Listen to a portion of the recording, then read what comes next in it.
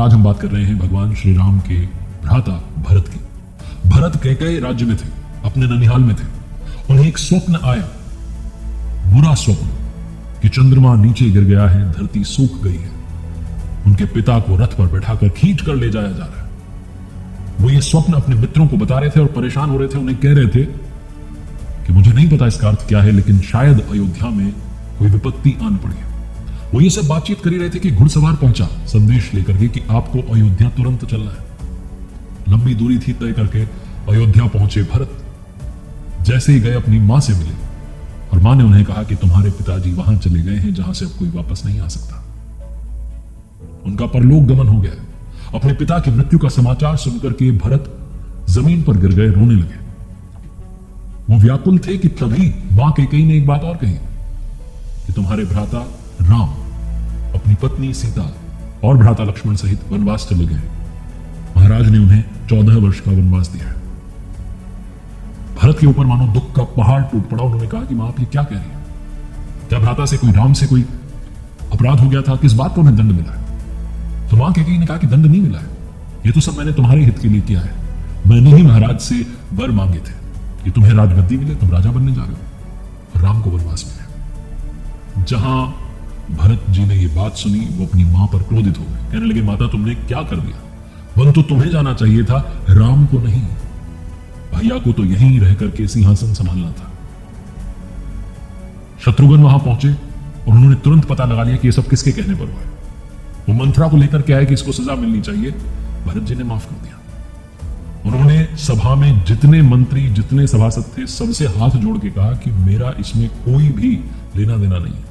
ये सब मेरी मां की इच्छा के अनुकूल हुआ। मुझे तो पता भी नहीं था और मुझे इस गद्दी पर बैठना नहीं है। इस सिंहासन पर सिर्फ वही बैठेंगे जिनका नाम प्रभु श्री राम है, और उन्हें मैं लेने के लिए जा रहा हूं। तो पूरी सेना को लेकर के भरत जी चल पड़े। सेना उनके साथ थी, अयोध्यावासी उनके साथ थे, माताएं उनके साथ थी, गुरु वशिष्ठ उनके साथ थे। सब रवाना हो गए अयोध्या से।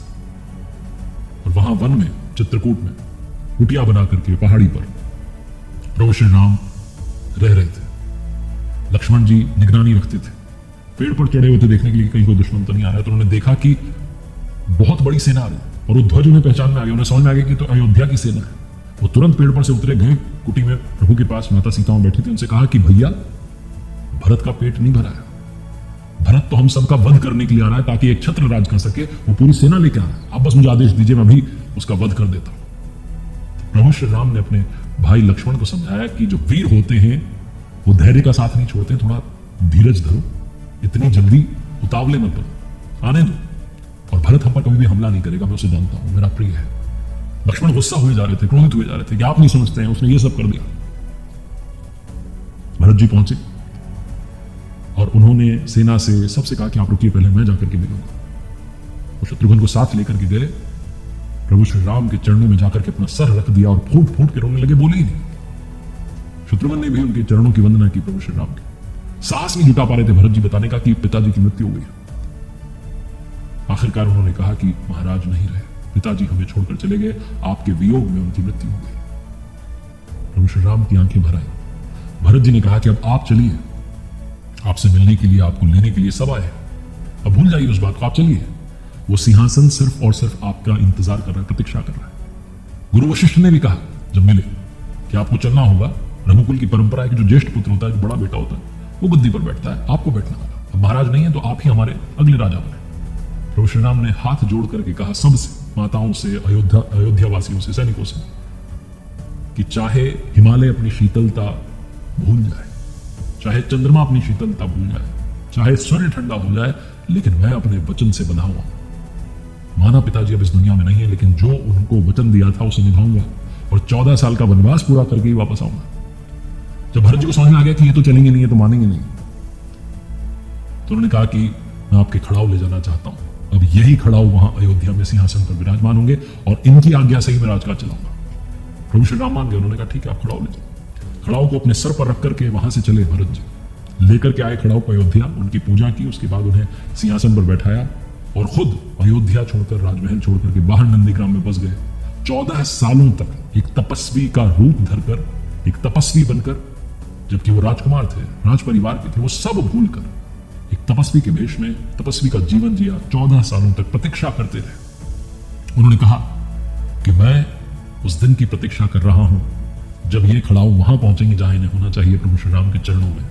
तब तक मैं प्रतीक्षा करूंगा। और 14 वर्षों तक उन्होंने प्रतीक्षा की। ना तो उन्हें किसी वचन से बांधा गया था, ना भगवान श्री राम ने उन्हें कोई आज्ञा दी थी। वो अपने कर्तव्य के चलते इतना बड़ा त्याग कर चुके थे। भरत जी की कहानी सिखाती है कि भातृ प्रेम क्या होता है, जो भाइयों के बीच में प्रेम होना चाहिए वो कैसा होना चाहिए। उन्होंने अपने भैया का सम्मान किया, उस स्नेह का सम्मान किया और उसे जीवन भर निभाया। इसीलिए इस दुनिया में भरत के त्याग को सर्वश्रेष्ठ कहा गया है। आज की इस लर्निंग सीरीज में बस यही सीखने को मिलता है कि त्याग हो तो भरत जैसा, भक्ति हो तो उनके जैसी, भाइयों के बीच में स्नेह बना रहे, प्यार बना रहे। बस यही ये प्रसंग सिखाता है।